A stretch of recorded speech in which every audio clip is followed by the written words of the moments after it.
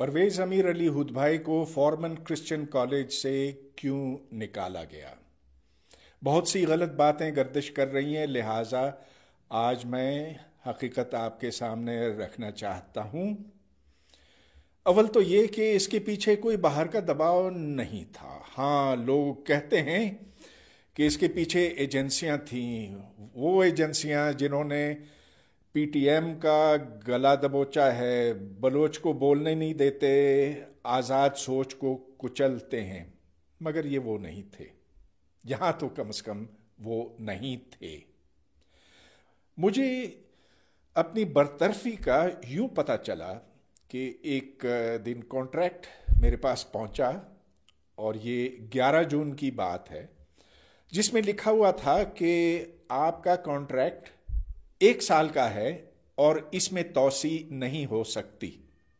अब माजी में मुझे 3-3 साल के कॉन्ट्रैक्ट मिलते थे और कहीं ये कैद नहीं थी। तो मैंने सोचा कि शायद ये किसी क्लर्क की गलती होगी, तो मैंने एफसी कॉलेज की इंतज़ामिया से राब्ता किया और पूछा, क्या ये हकीकत है?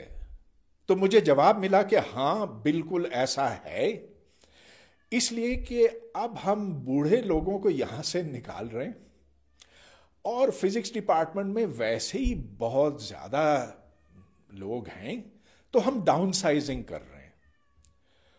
तो मैंने कहा कि 70 साल से ऊपर तो बहुत हैं यहां पर, और ये कि अभी कुछ ऐसी नई भर्तियां हुई हैं जो मेरे उम्र के लगभग हैं, और दूसरा ये कि आपने अभी जो डाउनसाइजिंग शुरू की वो मुझसे शुरू हुई और मुझ पे ही खत्म हुई। तो आखिर बात क्या है? जिसका जवाब ये आया कि आप एकेडमिक स्टैंडर्ड्स कमेटी की नज़र में नाअहल हैं, आपका जो तालीमी मेयार है वो एफसी कॉलेज के मेयार पर पूरा नहीं उतरता। तो मैं थोड़ा सा हैरान हुआ। आखिर ठीक है, 4 डिग्रियां हैं एमआईटी से, कुछ एजाज़ात हैं वगैरह, मगर शायद ये काफ़ी नहीं है। और शायद ये भी काफ़ी नहीं है कि मैं जिस कॉन्ट्रैक्ट पर रखा गया था उससे ज़्यादा कोर्सेज पढ़ा रहा हूँ, और ये कि मैं दीगर ऐसे काम कर रहा हूँ, जीआरई के कोचिंग क्लासेस लेता हूँ, टीचर्स को पढ़ाता हूँ, स्टूडेंट्स के साथ एक्स्ट्रा क्लासेस लेता हूँ वगैरह, वो अपनी जगह पे। मगर मुझे फिर पता था कि ऐसा क्यों हुआ है। तो जब मैंने रेक्टर को लिखा, मैंने कहा कि एकेडमिक स्टैंडर्ड्स कमेटी के सामने मैं खड़ा होना चाहता हूँ, मुझे मौका दिया जाए अपनी सफाई पेश करने का। तो उन्होंने कहा कि आपकी उम्र 65 साल से तजावज़ कर गई है, लिहाजा आपके यहाँ कोई हुकूक नहीं बनते, और मैं आपको किसी कमेटी के सामने खड़ा नहीं होने दूंगा।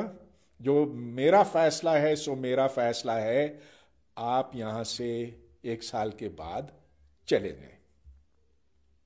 तो मैंने कहा ठीक है, और मैंने फिर कहा कि आपका ये कॉन्ट्रैक्ट है, कबूल है 1 साल वाला, और साथ ही मैं अपना इस्तीफा दे रहा हूं ताकि आप मेरी पेंशन और प्रोविडेंट फंड और ये जो छोटी मोटी चीजें हैं ना, उसमें आप गड़बड़ ना कर सकें। तो चलिए, ये तो हो गया।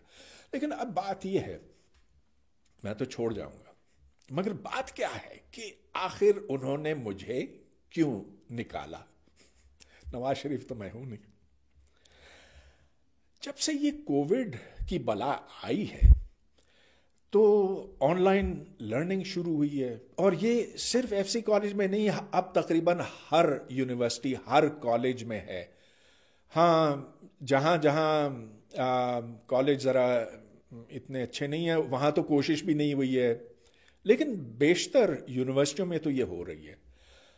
अब मैं डिस्टेंस लर्निंग, ऑनलाइन लर्निंग का कायल हूँ, और पिछले मेरा ख्याल है 20 साल हुए मैं ये रट लगाया हुआ हूँ कि अगर पाकिस्तान में तालीम की तसीह करनी है तो यही उसका जरिया है। और इस सिलसिले में मैंने तकरीबन 150-200 ऐसे प्रोग्राम बनाए हैं जो डिस्टेंस लर्निंग के हैं।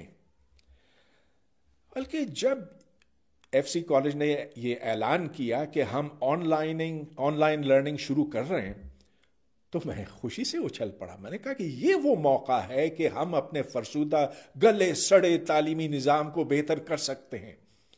اور میں نے فوراً ریکٹر صاحب کو ایک ای میل ڈالی. میں نے کہا کہ اس یونیورسٹی اس کالج کے تعلیمی معیار کو بہتر کرنے کا ایک بڑا آسان طریقہ ہے کہ جو ٹیچر پڑھاتے ہیں ہفتے کے آخر میں ان سے کہا جائے کہ کسی ایک ذخیرے میں وہ جا کر جمع کرائیں تاکہ اور لوگ دیکھ سکیں کہ کلاس کے اندر ہوتا کیا ہے. اب دیکھیے نا، عام کلاس روم کے اندر نہ آپ کو خبر نہ مجھے خبر کہ کیا ہوتا ہے. ہاں، جب میں چیئرمین تھا قائد اعظم یونیورسٹی میں تو میں کبھی کبھی کسی ٹیچر کی کلاس میں جا کر بیٹھ جاتا تھا اور پھر سر پکڑ کر واپس آتا. تو چلیے، میں نے سوچا کہ اب یہ موقع ہے کہ کیمرہ کے ذریعے سے ہم دیکھ سکیں، انتظامیہ دیکھ سکے اور دنیا دیکھ سکے. اور دنیا سے میرا مطلب ہے کہ جس کے پاس انٹرنیٹ تک رسائی ہو. تو میں نے پھر ریکٹر صاحب سے یہ کہا کہ آپ ایک ایسا ذخیرہ قائم کریں ایف سی کالج کے اندر جہاں سارے ٹیچرز اپنا ہفتے کا کام جمع کرائیں اور ہر ایک کی رسائی ہو اس تک. انہوں نے بات نہیں مانی. چلیے، بڑے آدمی ہیں، نہیں مانی تو کیا. مگر پھر جب یہ سلسلہ شروع ہوا آن لائن لرننگ کا تو اسٹوڈنٹس نے مجھ سے رابطہ کیا. انہوں نے کہا کہ ہمیں جو مواد دیا جا رہا ہے، جو ٹیچنگ ماڈیولز پہنچائے جا رہے ہیں بذریعہ ای میل یا زوم یا جو بھی ہے، وہ تو ہماری کچھ سمجھ میں ہی نہیں آتا. تو میں نے کہا کہ ٹھیک ہے، مجھے نمونہ بھیجو تاکہ میں بھی دیکھوں. اور جب دیکھا تو کیا کہوں کہ کس قدر دکھ ہوا کہ جو انشنٹ خرافات بطور لیکچر کے ان کو پہنچایا جا رہا ہے. وہ اتنی بڑی فیس دیتے ہیں، وہ جاتے ہیں کسی یونیورسٹی میں پڑھنے لکھنے کے لیے اور ان کو یہ دیا جاتا. شرم کرو، شرم کرو، ایسے ٹیچرز شرم کرو. تو میں نے پھر ریکٹر صاحب کو لکھا. میں نے کہا دیکھیے، میرے پاس جو مواد پہنچا ہے اس میں ایسی چیزیں ہیں جو آج سے 40 سال پہلے ہاتھ سے لکھی ہوئی تھی. ہاتھ کے لکھے ہوئے نوٹس تھے. ایک کے اوپر تو سن 1976 لکھا ہے، 1976. کیا میں آپ کو یہ بھیج سکتا ہوں؟ بھیجنے کے لیے یہ ضروری ہے کہ یہ بڑی فائل ہے، میں اس کو اٹیچمنٹ کے طور پر نہیں بھیج سکتا ہوں. کیا میں اس کو آپ کو وی ٹرانسفر یا کوئی اور ذریعے سے بھیج سکتا ہوں؟ کوئی جواب نہیں. تو پھر میں نے اخبار میں ڈان میں کبھی کبھی لکھتا ہوں، تو میں نے بھیج دیا ایک مضمون جس میں میں نے کہا کہ یہ موقع ہے ایچ ای سی کے لیے کہ وہ کلاس روم میں جا کر دیکھ سکیں کہ وہاں پاکستان کی یونیورسٹیوں میں، پاکستان کے کالجوں میں کیا پڑھایا جا رہا ہے. کیا فزکس، کیا کیمسٹری، کیا بایولوجی، کیا اکنامکس. ایک نظر تو ہماری اس پر پڑ سکے نا. اب تو ٹیکنالوجی نے ہمیں یہ ایک اتنا بڑا تحفہ عطا کیا. تو میں نے لکھ دیا. اور یہ بھی ایسے نوٹس دیے جا رہے ہیں. اور پھر میں نے یہ جو سن 76 والی بات ہے وہ بھی کی اس میں، جو نوٹس پیلے ہوئے میں. تو پھر کیا ہوا کہ یکا یک آسماں ہم سے دشمن ہو گیا. بے سبب ہوا دشمن آسماں اپنا. بے سبب بھی اتنا نہیں لیکن ہو گیا. تو اس کے بعد پھر چھٹی کرا دی اور ٹھیک ہے میں چلا جاتا ہوں، کوئی بات نہیں. لیکن میں آپ کو یہ بتانا چاہتا ہوں کہ اس کے پیچھے کوئی خلائی مخلوق نہیں ہے. اس کے پیچھے چھوٹے موٹے لوگ ہیں. اور ایسے چھوٹے موٹے لوگ تو ہر جگہ ہیں نا پاکستان میں. یہ وہ لوگ ہیں جنہوں نے تعلیم کو، علم کو یہاں پنپنے نہیں دیا.